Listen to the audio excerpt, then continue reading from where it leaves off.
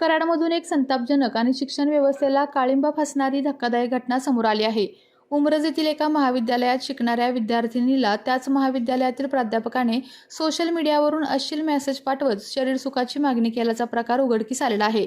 या प्रकरणी संबंधित प्राध्यापकाविरोधात उमरज पोलीस ठाण्यात गुन्हा दाखल करण्यात आला असून पोलिसांनी त्याला अटक केली आहे। आरोपी प्राध्यापकाने विद्यार्थिनीला मोबाईलवर अश्लील संदेश पाठवले।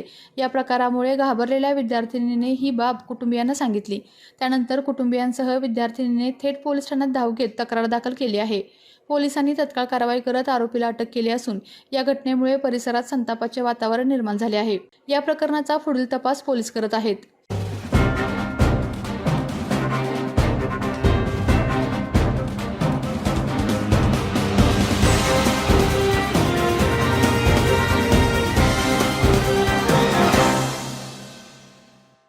आपल्या तालुक्यातील जिल्ह्यातील बातम्या सर्वप्रथम पाहण्यासाठी आजच सातारा न्यूजला YouTube चॅनलवर सबस्क्राइब करा, लाईक करा, शेअर करा आणि बेल आयकॉन प्रेस करायला विसरू नका।